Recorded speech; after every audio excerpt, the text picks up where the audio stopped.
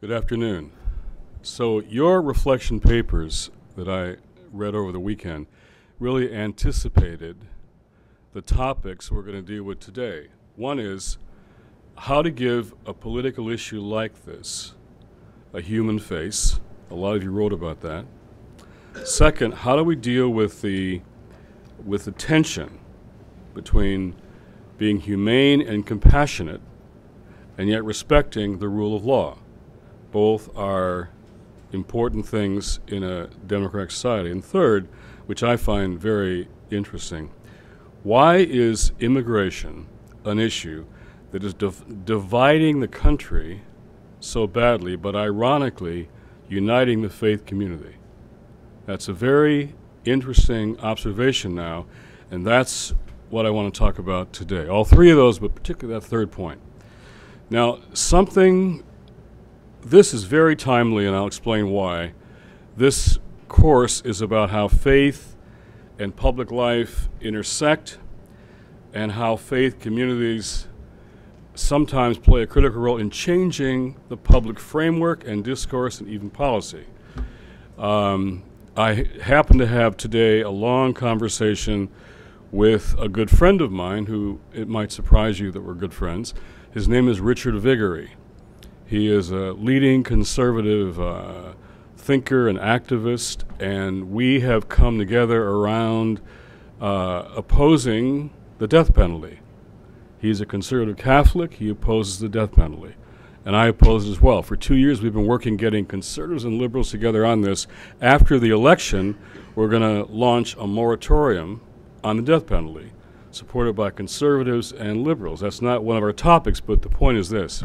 He said in this interview I just did with him for Sojourners, in 50 years of working on public policy, 50 years he's done this, that change, he said, almost never comes from within Washington, from the politicians, from legislatures and Congresses and White House. It almost always, says Richard Viguerie, comes from outside of those places and then changes those policies, but from the outside.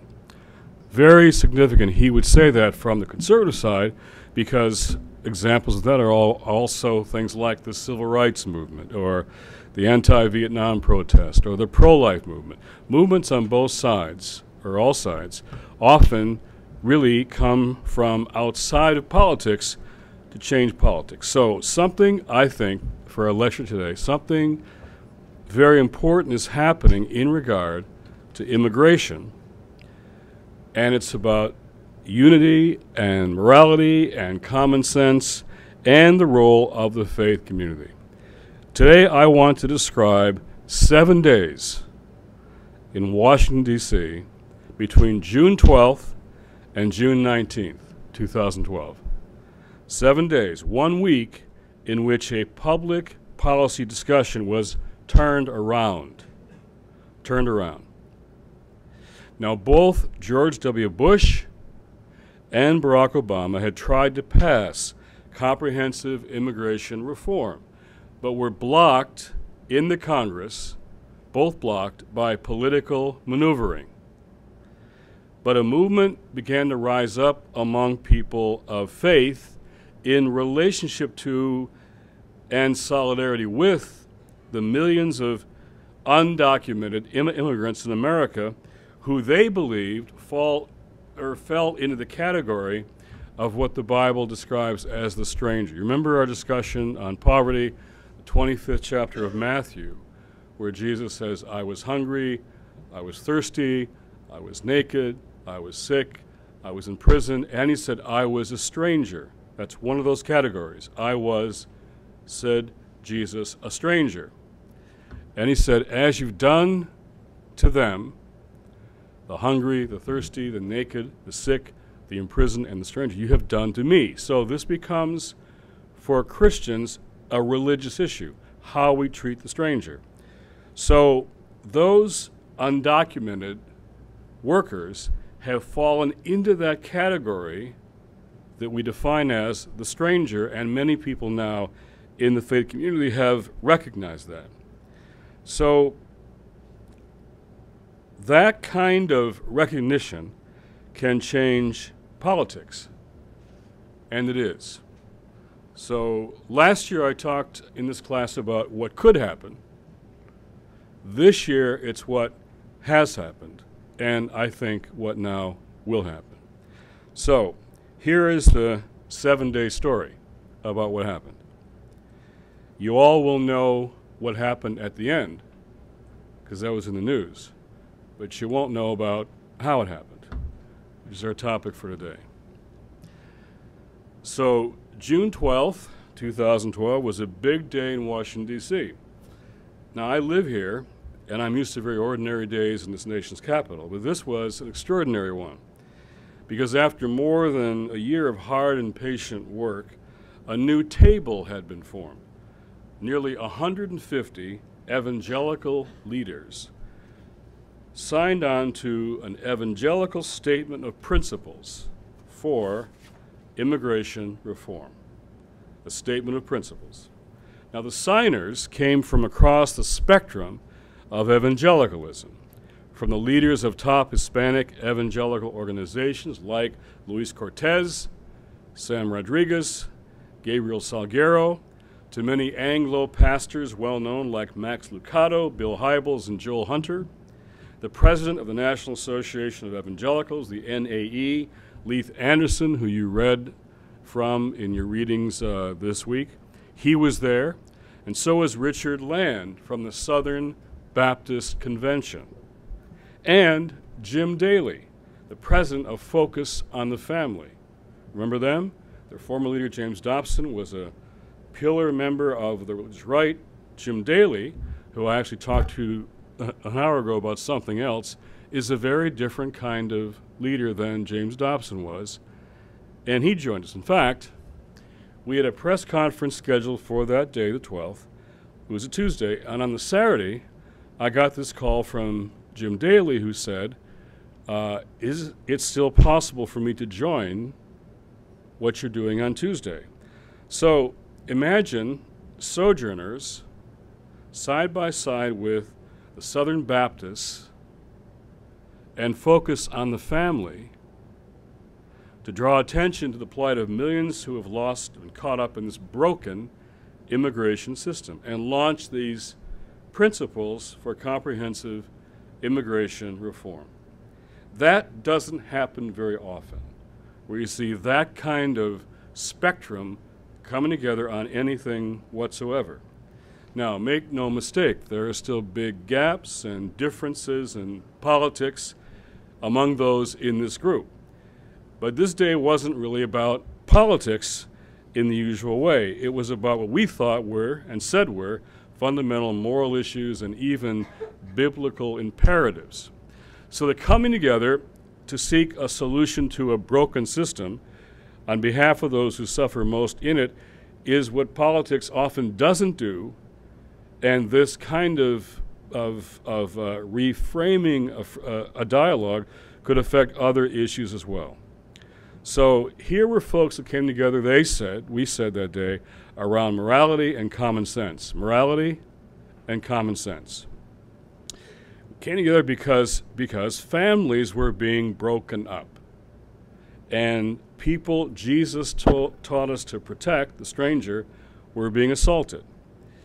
And so I remarked on that day at the press club how that big things don't change in Washington first, as Richard Viguerie told me again today. They change in the nation's capital last. You'd think with all the lobbyists on K Street and the billions of dollars spent every day, that Washington would be the most important place. But I think Washington is the place where things don't change, where the lobbyists and all the money really maintains the status quo. That's what they do. They maintain things the way they are, and things change when hearts and minds around the country on something begin to change. When social movements begin, when people's understandings change, when their framework somehow is now different, when families rethink their values, when they talk about things at the dinner table with their kids, when congregations examine their faith, and when communities get mobilized, and when nations get moved by things that feel like moral contradictions. So things change when people believe there's more than politics at stake in this issue. When they think that human lives or human dignity or the well-being of moms and dads and kids, or when they think that even faith is at stake in what we're now discussing in politics. So when moral values change, culture changes, and then change comes to Washington. Now, I would suggest that conservatives, more than liberals, have realized that culture changes often before politics does. Liberals often focus on public policy and thinks that will change culture, when I think historically it's normally culture changing and then policy reflects that cultural change. So the civil rights movement, for example, was changing hearts and minds and culture and frameworks and constituencies, and then we got a civil rights law in 1964 and voting rights in 65. It wasn't those laws somehow were imposed, it was culture was changing because there was a movement afoot. So there are two invisible signs up at the border between Mexico and the United States. Two signs. They're invisible, but they're very clearly there. One says, no trespass. The other sign says, help wanted. No trespass and help wanted. And because now that system is so broken, 12 million people have been caught between those two signs. Those two messages, help wanted, but don't trespass. What's happened in the evangelical world is the recognition that these are not just political pawns of Washington or used by both sides in their political base calculations, that these are in the category that the Bible calls the stranger. Those people, no matter what you think about the issue, they literally, factually, are in the category called the stranger. If they are, then what the Bible says about them, if you believe the Bible, has to be paid attention to. It means how you treat them is literally how you treat Jesus. That's what the scriptures say.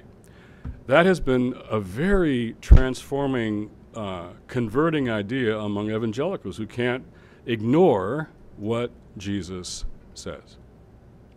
So the first part of this is a change biblically.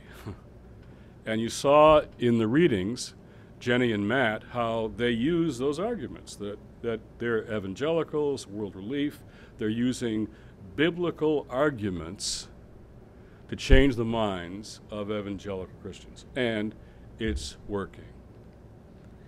The second thing, along with changing biblically, I would call it changing relationally. Relationally. All of a sudden, white Anglo churches in Southern California, or like Willow Creek, the Hybels Church in the western suburbs of Chicago, are surrounded by all kinds of immigrants. And many of them are undocumented. In fact, here's a fact that you may not know. No churches in America, none of them, including the evangelicals and the Catholics, are growing anymore except for immigrants. The myth is mainline churches aren't growing, evangelicals are. That's changing. The Southern Baptists are no longer growing except immigrant new members. Catholics are not growing except immigrant new members. And even evangelicals are not growing except for immigrant new members. And many of them, immigrant new members, are undocumented. So the undocumented immigrant growth in churches is a big reason why the churches have come together around this issue. Sam Rodriguez puts it very starkly when he says, "You can deport 12 million people? Do you realize you're deporting the revival of the American church?" says Sam Rodriguez. He thinks Hispanics are going to be critical to the revival of the church, therefore you're deporting our revival. It's a very interesting point of view. When I shared this one day at the White House about the growth factor, they didn't get that. They didn't know that was the case. But you can see how this is both biblical and yet at the same time it's relational. Now what that means is people, as Jenny and Matt said in the readings you read, people are coming to know undocumented immigrant people and families and their kids. They're getting to know them. They're going to church with them. Their kids are having play dates. They're having breakfast and lunch and dinner. They're becoming brothers and sisters in Christ, if you will, in the churches, with undocumented immigrant people and families. So when you have a meeting in the White House with Valerie Jarrett and the Obama team on immigration, and the Obama team says, well, we're only targeting the deporting of criminals and drug cartels and those who are engaged in illegal activity. That's all we're doing. We're not deporting anybody else. Well, in the room, a old white male pastor says, but Ms. Jarrett, that isn't true. You deported Jose from my congregation. And now his son, Joaquin, he's in the gang. He lost his dad. Valerie Jarrett says, oh no, sir, we're only deporting the drug cartels and the criminals. And the pastor's now got tears in his eyes. He says, no, you deported Jose. He's not there, and his son is in the gang. I said, Valerie, listen to the pastors. They're on the ground. They know what's happening. Now this is a personal issue. It's a relational issue and a biblical one. So that's why you had all these people together at the press club. And they were there because they recognize that their work is stronger when they are together than when they are just as speaking as individual leaders. So this kind of effort, this size and scope, has never been attempted before by evangelicals on such a national policy issue. It's a very bold, very big move. So the idea is mobilizing and education, communication. For example, Jenny and Matt, who you read, are leading up an effort to do these immigration summits at evangelical Christian colleges all over the country. They're going to all these schools and having these big summits on immigration reform. And Richard Land and I saw sometimes together keynote of these conferences, being from very different parts of the spectrum. What the plan is by this table is to create this national groundswell for immigration by reaching out to fellow evangelicals in the body of Christ, Christian schools, seminaries, churches, Anglo and Hispanic, and stand together for these principles. Now, you can understand quickly that these evangelicals who were at the press club and their constituencies have not just Democratic, but Republican representatives. In other words, Republican senators and members of Congress have to listen to these people because these people are their constituents. And these people can get in to see them. And these people can get their attention. And these people have to be listened to. There isn't just a Democratic constituency here. These are Republican constituents who are telling their representatives, the system is broken and you have to fix it. You must change it. So we made that day what we called, on that day, a prophetic announcement. We said, Washington will change on this issue. Washington will enact comprehensive immigration reform because the people of God, we said in our statement, have come together to begin that change in our own lives and our own churches. So we listed 6 principles. Listen carefully. 1, respect the God-given dignity of every person. 2, protect the unity of the immediate family. Now, you hear those issues from evangelicals all the time. Respect the God-given dignity of every person, number 1. Respect the unity of the immediate family. Families are being broken up, and people's dignity is being assaulted. Number 3, respect the rule of law. It was right there in our statement of principles. Respect the rule of law. Number 4, guarantee secure national borders. We'll get into this in our discussion, but as many of you said in your reflections, nations do have to have policies about immigration. They can't just have anyone come in any time and protect the sovereignty of a nation. There must be secure borders for a nation. That's one of our principles. 5, ensure fairness to taxpayers. You hear this all the time from the opponents to immigration. Fairness for taxpayers is a principle. And 6, establish a path to legal status and our citizenship for those who qualify and who wish to become permanent residents. Somehow those who really have been here for years, decades, need to have some kind of earned path to citizenship. So we said these are moral and common sense principles for fixing our broken immigration system. So the press coverage of the Faith Leaders event in the nation's capital was really enormous in both English and, importantly, Spanish-speaking media. Big press coverage that day. That same day, we had a delegation of the leaders met with the White House, long meeting. And the next day in the Hill with Republican and Democratic senators and members of Congress. And our message was the same in both places, that it's time to rise above our partisan political deadlock and do the right thing. The White House said in the meeting, we're for you. We agree with you. We're in favor of these principles of reform.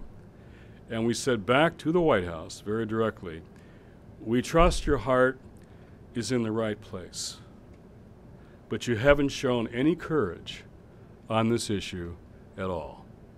You say you agree, and you have shown no courage whatsoever. And they were very silent in their response to that challenge. That was all Tuesday and Wednesday.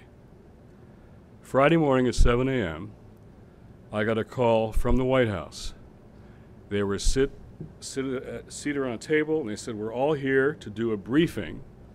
We're going to give you a briefing on what the president will do this afternoon in a press conference.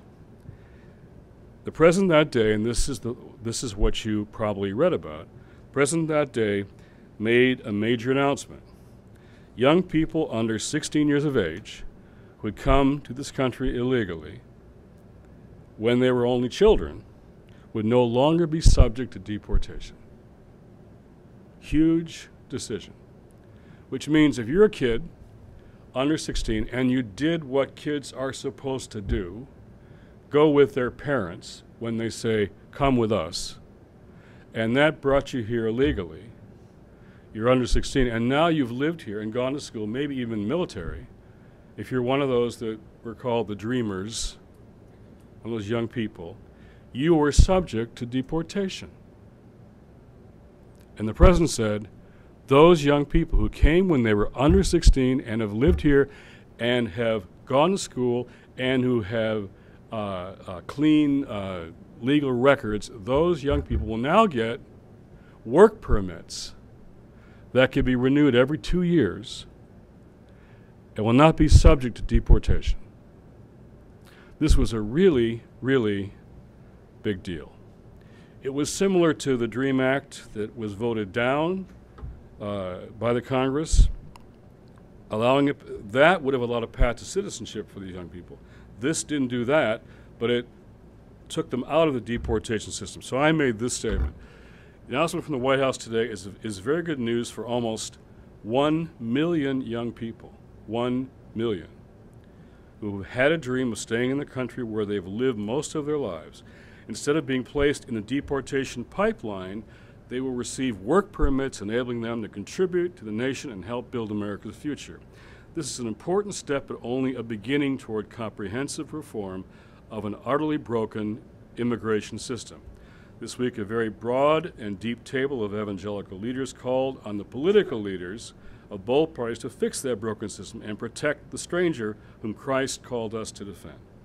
As evangelicals, we love the good news of the gospel, and today we affirm this good news that gives hope and a future for young immigrants who are an important part of the church and this country.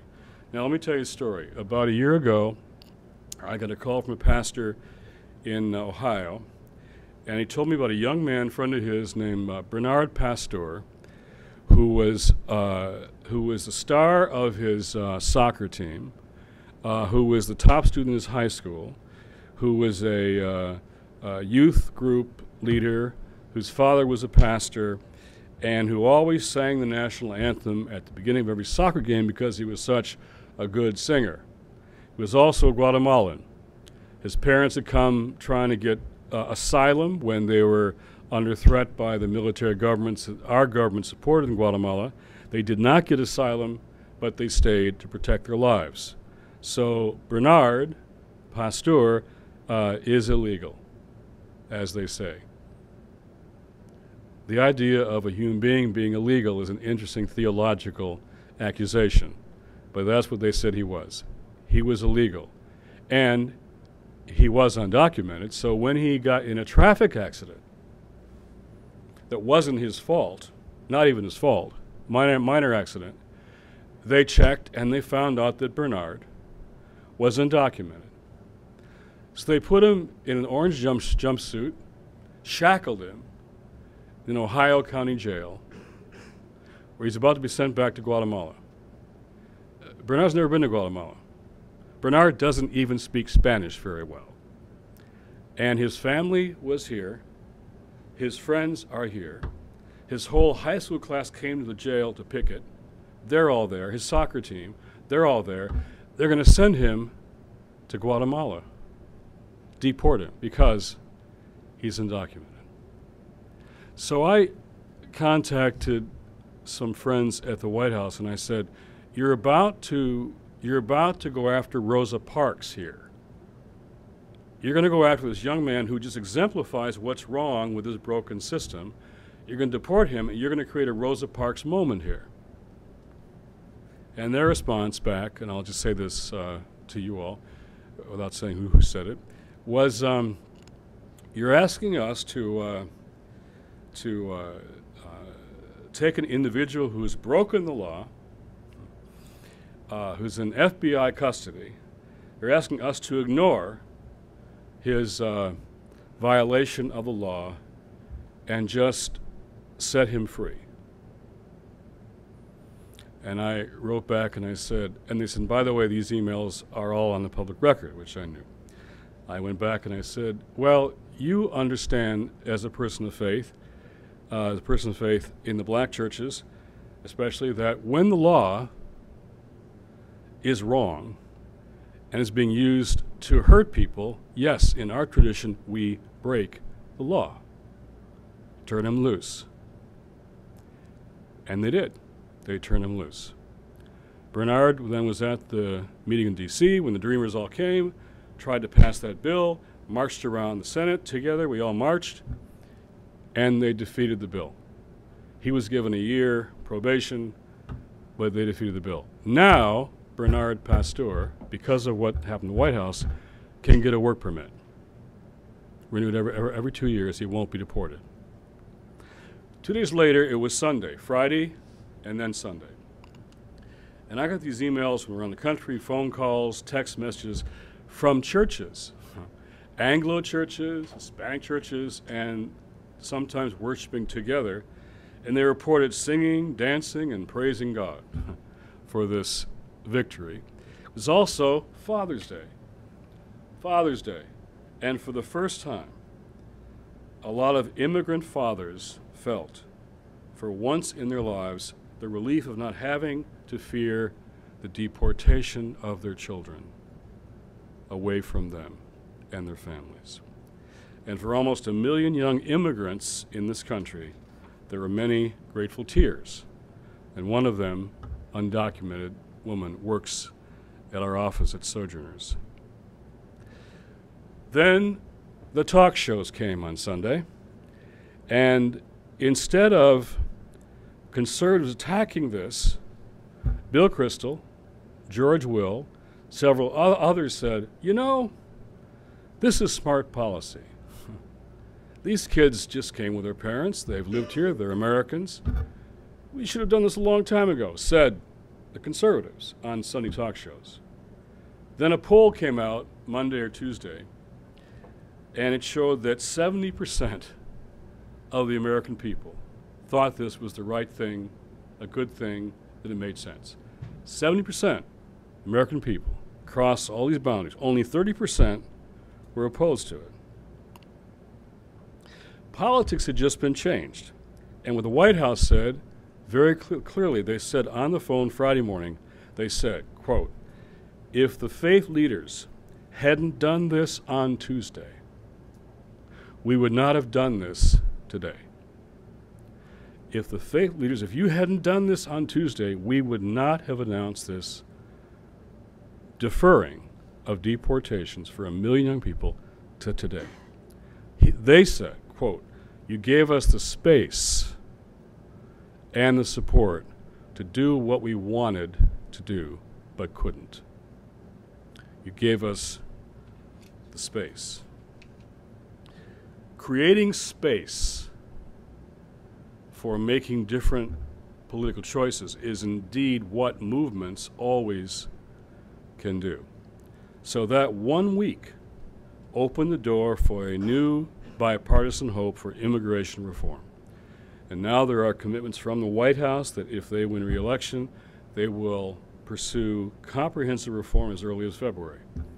And on the Republican side, there's all kinds of conversations going on. Despite what was said in the primary campaigns, very hostile to immigration reform, people like Jeb Bush and many others are saying we have to change our direction on immigration, or we're going to lose the whole new generation of Hispanic voters in this country.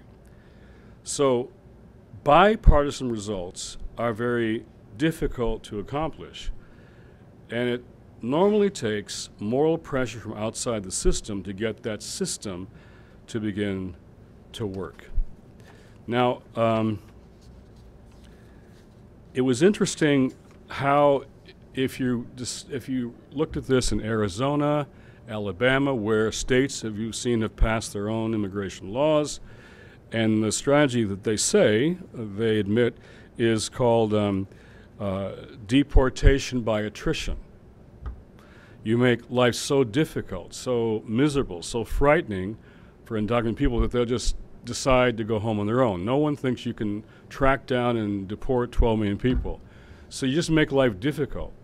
For example, if some person, a criminal breaks into your house or attacks your family or rapes your daughter, you can't talk to the police. Because if they find out that you're undocumented, you'll be deported. Driver's licenses, traffic accidents. If you're sick, you may not want to go to the hospital. Because in these states now, it's all being reported. And so people are living in fear, working in the shadows, and they are vulnerable to unscrupulous employers and all kinds of abusive behavior. That would change. Or without going into details, I'll tell you about an orchard in the West, a Christian family-run orchard where they actually build houses for their farm workers, like Habitat for Humanity-style houses. Build houses. They have a daycare center for their workers. They have schools for their workers.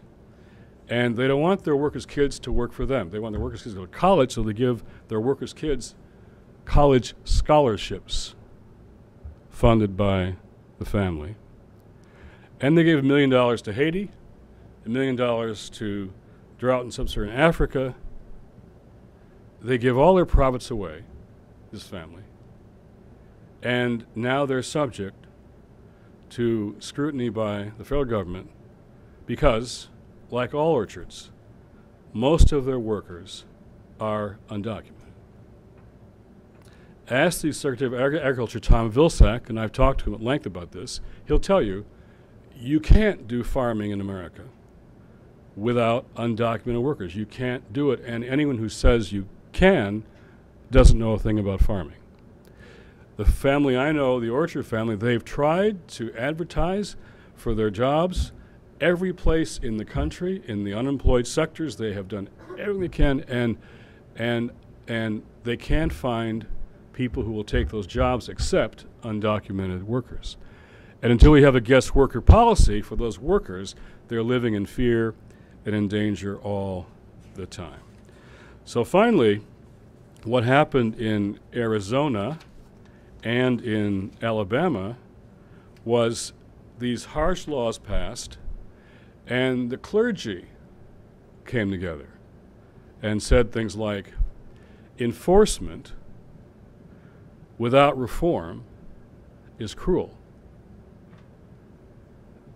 Enforcement without reform is cruel.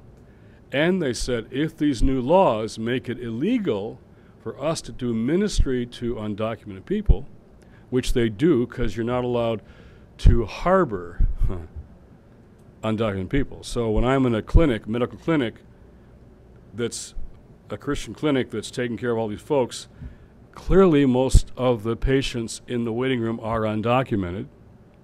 Everyone knows that. So they're harboring and assisting and serving undocumented people. And if you take an undocumented family to church, if you drive them to church, you are transporting illegal undocumented people, and that is against the law now in Alabama and Arizona.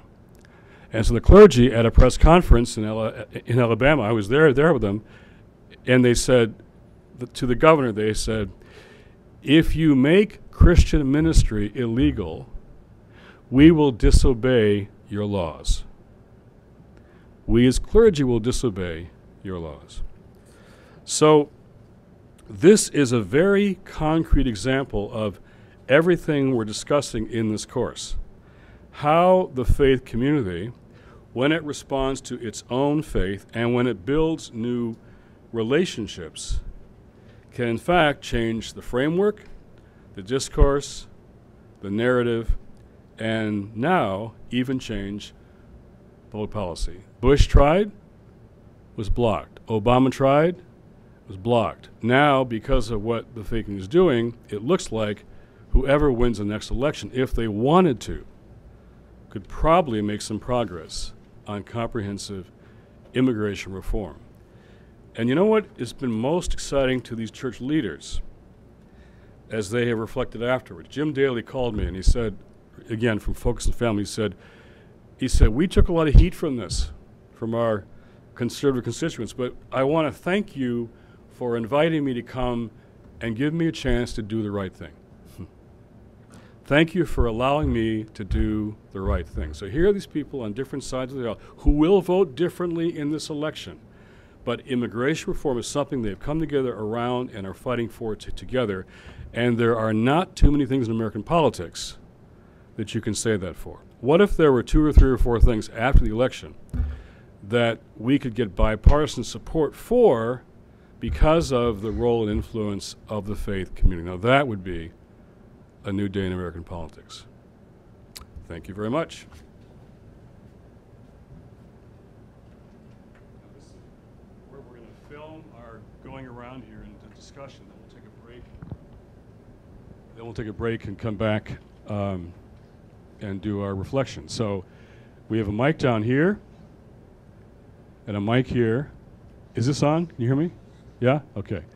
So I'd like you to respond to what I was just saying, and then we'll, second half of our discussion, go into the readings and your reflections. So that was 7 days in Washington, D.C., just 7 days. And I have to say, I've been here a long time. I seldom see things change in 7 days like I did this time. You seldom see results on Friday from what you did on Tuesday.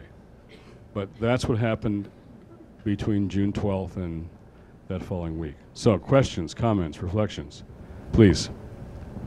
I have a question. What happened to I'm amazed by like this entire story and how much happened in that short period of time. So that makes me wonder what happened to the momentum, I guess. Like what happened afterwards? Well, there was tremendous. You all probably saw the story of the kids being deferred. That was a national story.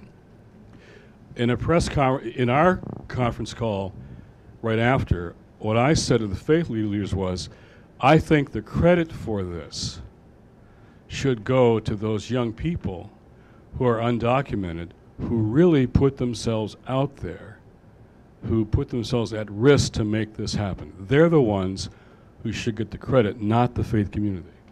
So when people ask us why it happened, they're the ones who we're going to point to. Because, you know, a year before, I was marching around the Senate with these young people, and we had a vigil inside one of the Senate office buildings on the inside. And, you know, you go through security, right? We do it all the time. And a lot of these young people, they're walking with me up to the building, and as we go through security, I could see them pause and hesitate. Because if they go through security, they're kind of locked down on the inside of a government building. And if there are law enforcement people come up and say, show me your papers, they could be deported right there that day from that building. So for them to walk, and I wasn't going to be deported. I'm leading a vigil, and I'm there all the time. They risked standing next to me being deported, and they took a breath, some of them closed their eyes, said a little prayer, and they walked in. They walked in. And they've been speaking around the country. They've been the Bernard Pastors. They're the ones who I think get the credit. So what happened was they were thrilled, these young people and their families. And Washington was kind of startled, and the White House was sure the Republicans would really attack them the next day, and Monday they would say no federal funding to enforce this. But they didn't, because the Republicans knew that they had their constituents in support of this in the faith community. And so they were very, you might remember Romney said almost nothing about this because he didn't know what he wanted to say. And so nobody really attacked this, and it got 70% support. Now, the momentum has continued because the White House literally called and said, what's next? What's next? And so what's next now is work permits for farm workers. So an interdepartmental agency task force has been set up from 5 cabinet departments to work on the reforming of the I-9 process, which is the process that right now doesn't protect farm workers, but fires them from jobs they've had for decades and then deports them. So what's next is farm workers. But finally what's next is comprehensive reform of the whole system. And so if we can get that conversation going now, with the support we got from the faith community, the Catholics have been amazing on this. You read the bishop's statement. The Catholic bishops have been just prophetic on this, strong for a long time. But we didn't have the evangelicals, and now we do. And that's made a great difference. Dick Durbin was here last year, and I heard him speak, and he was fantastic talking about the DREAM Act. And it certainly, well, it didn't change my mind, but it made me all the more believe that it should get passed very soon. Where do you think that's going to go? Is the DREAM Act going to come before comprehensive immigration reform, or is it going to be part of it? What's going on there? I mean, it's something obviously Congress should do or try again. Yeah, it's since you mentioned Dick Durbin, I just met with him Friday, and he thinks that because of this deferral, that the DREAM Act may be the next thing that we can get. Because it is true that most American people are going to feel differently about children who came with their parents than people who broke the law as adults intentionally and deliberately. So Durbin thinks that focusing on the kids is the way to start, and this deferral of deportation may open the door for that. So he's really thinking, what we don't know yet is whether this will happen incrementally, like the DREAM Act and then farm workers, or whether there'll be a comprehensive immigration reform bill that will include all of these elements in it at the same time. That's what isn't clear yet and won't be clear till after the election, I think. But Durbin has been one of the, and in fact, I remember, since you mentioned Dick, I'll say this. We marched around the Senate, and Rabbi David Saperstein, who is a dear friend of mine, and I call David my rabbi. David looked at me and said, he pointed to the Senate and said, do you remember when we used to have some champions up there? I miss those champions. But we still have Dick Durbin, he said. And Durbin on this issue has been very strong indeed. Yeah, please. Do you have any sense of sort of numbers since June? Because I thought it was really interesting when you're talking about speaking with the Obama administration and saying, they were totally on board, but you weren't really seeing Courage. That in action. I mean, Courage, yeah, right. Because I think it's my understanding that the Obama administration has deported more people than any other administration. Your understanding is correct. Yeah. So I'm just kind of curious about have you seen real concrete change since this came in June with deportation numbers? The main concrete change was being willing to defer deportation of those young people, 1 million young people.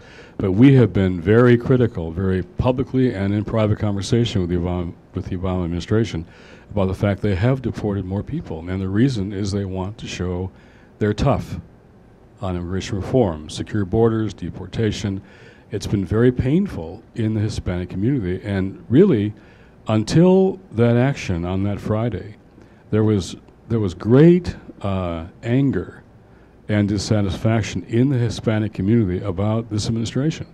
Now, they might think that it's not as the Republicans, contrary to George Bush and Jeb Bush and other exemplary Republicans, did go hard right in the primary campaign against undocumented people. And so that's hurt Republicans with the Hispanic vote, but that doesn't mean Hispanics have been pleased with this administration, which promised to put this on the agenda and fight for it in their first year, and they did not. And deportations have been higher. So they've been under a lot of criticism, but they kept saying, every time you'd have this conversation, they kept saying, yeah, but what about the Republicans, And we just kept saying, where's your courage? We'll work on the faith community who will help change Republicans, which we have done. But they finally, on that day, I wrote a statement in real commendation of their action that day, but we've been very critical of the things that you're talking about, for sure. This system is broken, and both sides have contributed to this. This is not a Republican or Democratic issue. Both parties have just ignored this terrible problem for a long time. Yeah, please. I just more have a question about the system in general. Yeah. You said the next step would be work permits for farm workers. My view is that would be a good next step. The Dreamers finishing that, and the farm workers would be two good steps, yeah. What exactly is the pathway, if there is a pathway, from work permit to citizenship, and what taxes do people here on work permits pay, if any? Right now, I don't have the numbers in front of me. Some of them are in your readings. Undocumented people do pay taxes. And if they were documented, if they were guest workers or they were citizens, they'd be paying all their taxes, income taxes and all the rest. So we would add revenue to our treasuries if these workers were legal. What we need is a combination of work permits, guest worker permits of some kind for people who work here that protect them, get them out of the shadows, make them less vulnerable to unscrupulous employers, and then an earned path. Now, when people say earned path, There's lots of ideas, but usually it includes things like paying a fine for breaking the law, because folks did break the law. It's a tough earned path. It usually is paying a fine, learning English, making sure you have a completely clean criminal record. No criminal record at all is allowable, and a lengthy waiting period. It'll take a lot of time. So an earned path is something that really can't be described as some have in calling it amnesty. It's a much tougher earned path. A fine, learning English, criminal records, and a waiting period. Really getting in line behind other immigrants who are coming here legally. It also, though, and some of you mentioned this in your reflections, my wife's a Brit, and she came here, we got married, she wasn't a citizen, and she decided at some point to get a green card, and now she's a citizen. And I can tell you how long and tough and difficult that process is. But the system is really easier on Anglo-British women than it is on brown Mexican farm workers. And so there really is an element of race here that has to be talked about as part of the dynamic. So there's a cultural change that has to happen as well. Everybody who meets Joy wants her to be, every American that she meets wants her to be a citizen, because she talks so cute. I mean, that wonderful accent, and she's so, it's like, there's nobody who doesn't want, lovely British people to become citizens. But there's an awful lot in Alabama and Arizona, these laws are going on. There's an awful lot of, show me your papers. Who do they ask to show papers? If Joy is an immigrant, if Joy was in Alabama or Arizona, nobody would ever come up to her and say, show me your papers. But all kinds of Hispanic citizens who have been here for years and generations are being asked to show their papers. Why? Because they look like, and the language is, who might look like they're undocumented. What does that mean? Who looks like they're undocumented? So there's a racial dimension here that we have to honestly face, I think, as well. Yeah. Just going along with that, I actually wrote my paper on the Arizona Oh, good. on the Arizona law because just lay that out. What is that? Oh, okay. Well, I mean, I'm a little rusty on it because I just focused on the one part of it that did say that if you, I guess I'll just paraphrase, but if you looked like you might be undocumented, a police officer, if you have any misdemeanor, maybe pass a red light or something, if they stop you, they can ask to see your papers. And the reason I wrote about it because I was trying to define citizenship and for this class, and it was just interesting to me because race has so much to do with it. I mean, I speak Spanish fluently, and I'm Hispanic, so if I was in Arizona, I use this example in it. If I was in Arizona talking to someone in Spanish, someone could just come up to me and ask me for my papers, and I'm an American citizen. I've been here forever. So it kind of goes to, it kind of just goes along with that point that what does it mean to be American? What is it, American, white? It's interesting, and race has a lot to do with it. So. Pat Buchanan, who's a conservative commentator, actually says the danger for immigration is we're changing the nature of who is an American. That he actually comes out and says that. This was supposed to be, says Pat, a Eurocentric nation. And by 2050 in this country, most Americans will trace their lineage to Africa, Asia, or Latin America. Most Americans by 2050 will trace their lineage. So European Americans will be in the minority by 2050. Is this country ready for that? Who's going to help navigate that future? The faith community could be a critical player in helping the nation navigate its road to that kind of diversity. I have a question getting back to the Obama administration's toughness on the deportation of undocumented immigrants. And I'm wondering if part of their strategy in being tough on deportation is that they prioritize things such as universal health care coverage and, protecting the social safety net. Do you think that at all plays into their strategy in approaching immigration as an issue? Because some might see it as, if you're a little more lax on immigration, that you're then enabling people to kind of like feed off of taxpayer dollars.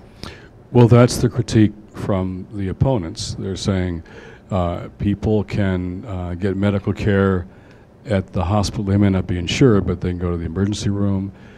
People, sometimes undocumented people can qualify for some kind or just going to school. Undocumented kids can go to public schools, and these new state laws have components about making students show their IDs.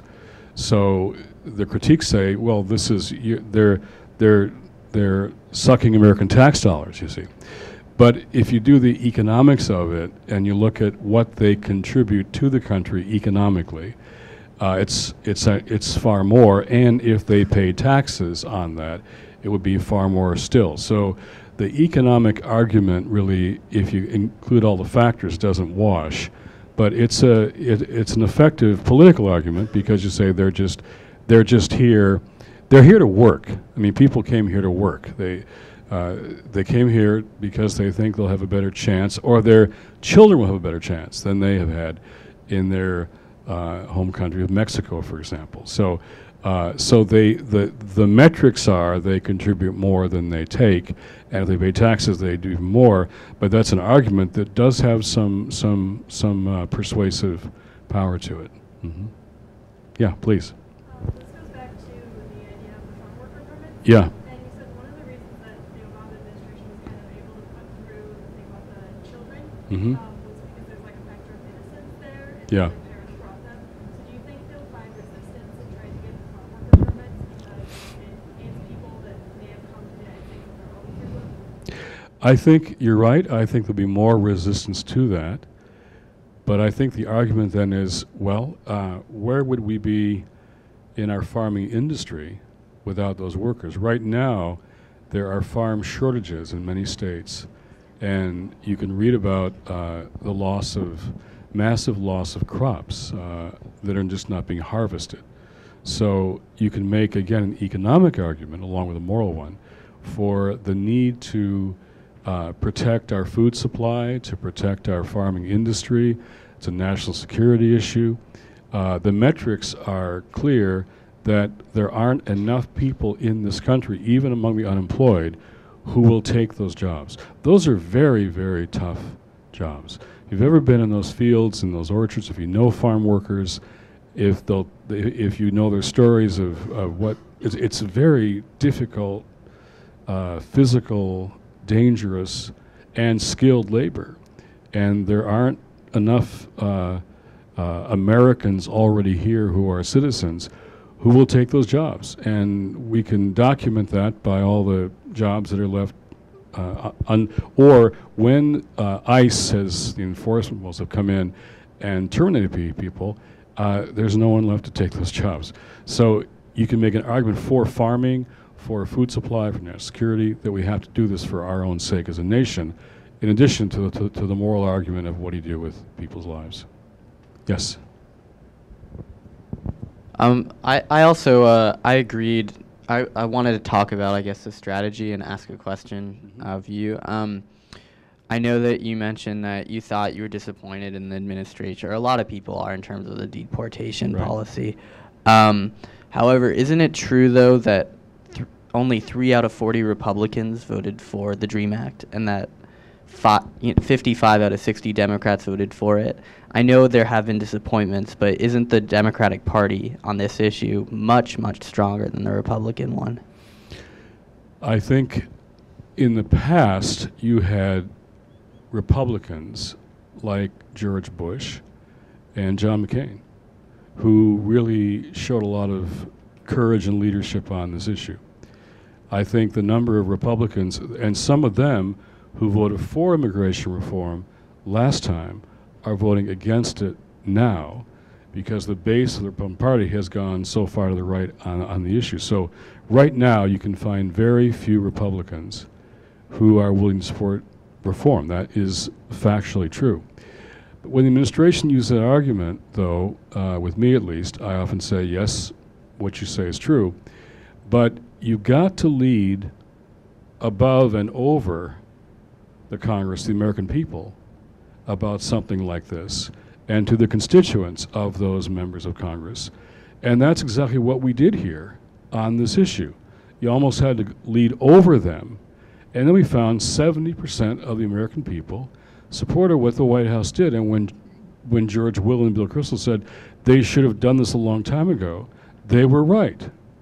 They should have taken the risk. You see, it's risk. I said to Jacob before class, Walter Jones, who I was hoping would come this year to speak to you, he's actually, they're all running for re-election this fall back in their state, so he won't be able to come. But I was with him last week, and I said to him, he's the one who has come out against the war in Afghanistan, Camp Lejeune's in his district, 50,000 retired military. He came out against the war risking re-election, thinking he wouldn't be re-elected. But for him, it was a matter of his Catholic faith. He went to too many funerals, and he just said, I just feel convicted. I sinned. I voted for a war I knew was wrong out of fear for my own survival. Now, his press secretary told me last week that now his district is with him on the war in Afghanistan. They're against it too. And these are people who know the military. These are people who have military families and kids. But I said, Walter, I can count, I don't need more than one hand over all these years of being on the Hill, one hand to count the members of Congress or the Senate who will take a position that they know could cost them re-election. I still don't need a whole hand to count, and he's now on that hand. But there's still at least one finger left here, okay? So they want to do the right thing, a lot of them, but they won't unless they feel it's safe to do it. So what we did on Tuesday made them think on Friday it was safer to do this than it would have been before Tuesday. So our question always is, how do you create the support and safety, if you will, for political leaders to do the right thing? So I think the Democrats in this term have been better, but have they done the right thing? No. So there's a principle here that's beyond immigration as an issue. It's a principle here of what is the role of social movements, the role of the faith. Usually it's like my conservative friend Richard Vickery. Today his examples were the civil rights movement, the abolitionist movement, the early women's movement, suffrage movement, the moving against the war in Vietnam.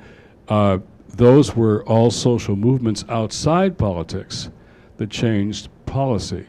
But the second point is, usually those movements, almost all reform movements in our country's history, have had a major role for the faith community inside those movements, like the civil rights movement.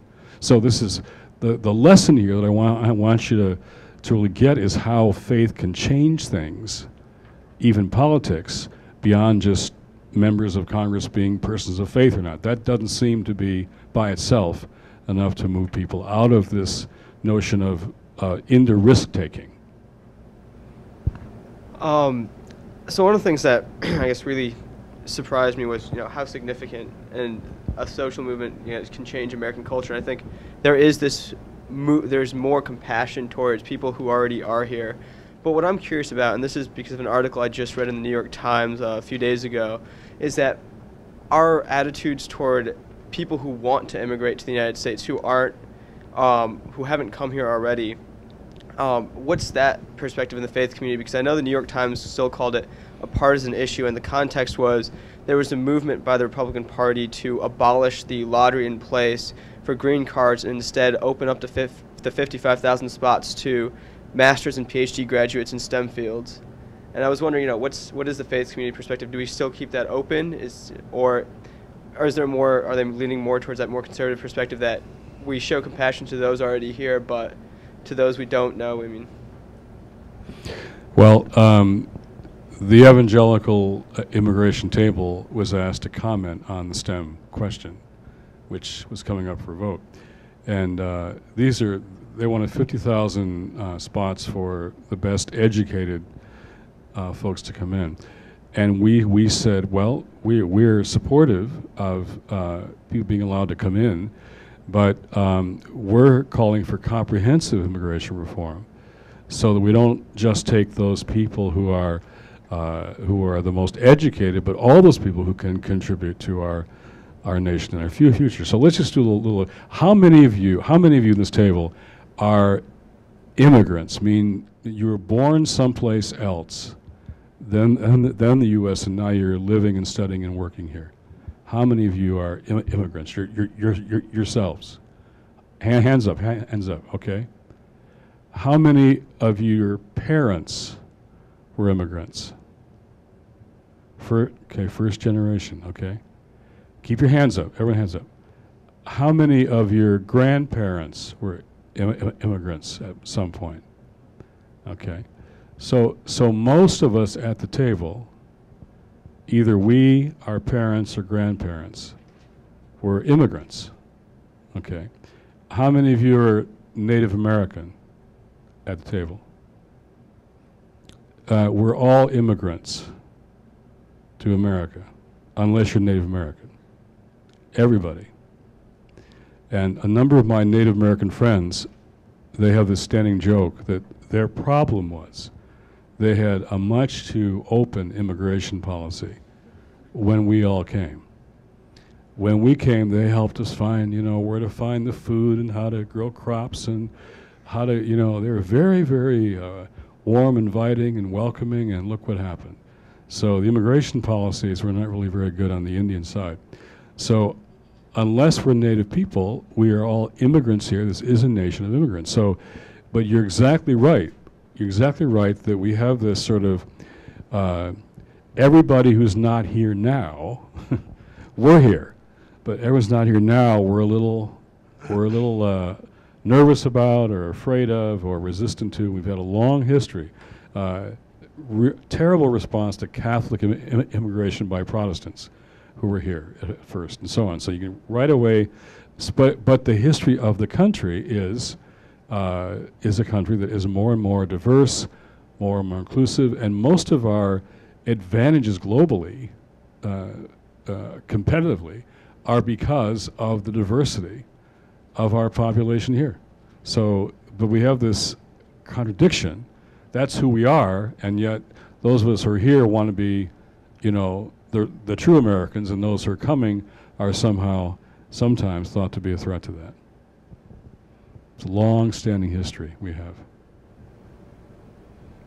Yeah. Hi. I don't know if this is a question or a comment or a little bit of both. Either fine. Either is I mean, I think there's a real power, right, in social movements sort of being just equally unsatisfied with both parties. I think that if you look back, right, if you look back at someone like Gloria Steinem, who was very much kind of jumped into politics as part of kind of the women's rights movement, or her kind of spin on the women's rights movement, I think it as a result became somewhat more kind of politicized. Whereas when we look back on someone like, I think, MLK, I don't think we think of him, in our memory at least, as like shaking hands and endorsing candidates and stuff. I don't think that's part of our memory. And I think that the fact that they stayed out of politics gave them sort of a nation's kind of conscience status, which has power. But I still think, so I very much understand why you're hesitant and religious movements are hesitant to say, this party has done a better job than that party, end of story. I get there's a smart tactic being done there, and I respect that. But I still think there's a very big difference between if one politician wants to do something but isn't sure if they've got the capital to pull it off, and one politician who's against doing that very same thing. And I think that grading both and giving them both equal grades, I think, is an unfair sort of thing, just in general, whether it's death penalty or whatever. Well, I agree with that, but the issue isn't giving them equal grades. The issue is, how are you leveraging them for social change? Let me give you a historical example, then one from last week. You mentioned MLK. So King goes to get his Nobel Peace Prize. And he's in Scandinavia getting his Nobel Peace Prize because we had just won the victory of the civil rights law in 1964. So he's over there getting his prize. He comes home and doesn't even go right back to Atlanta. He goes to Washington for a meeting with President Lyndon Johnson. And he says, Mr. President, now that we have a civil rights law, we need a Voting Rights Act. Because until we can vote in the South, we can't even enforce the civil rights law. We have to vote in the South. Johnson says, I'm sorry, Dr. King, I cashed in all my chits with the Southern senators to pass that civil rights law. I've got no political capital, use that word, left. No capital left. It'll take 5 or 10 years, Johnson tells King. The master of real politics, Lyndon Johnson, tells the nation's moral leader, it'll take 5 or 10 years before I can get you a Voting Rights Act. Now, Johnson would have wanted to, I think sincerely, but he said, I can't do it politically. I can't do it. King said, we can't wait 5 or 10 years. We need a Voting Rights Act now. Johnson says, I'm sorry, Dr. King, I can't do it. King was not one to whine or withdraw or throw his hands up. He was one to organize and mobilize. So he organized this campaign in a sleepy Alabama town nobody had ever heard of called Selma, Alabama.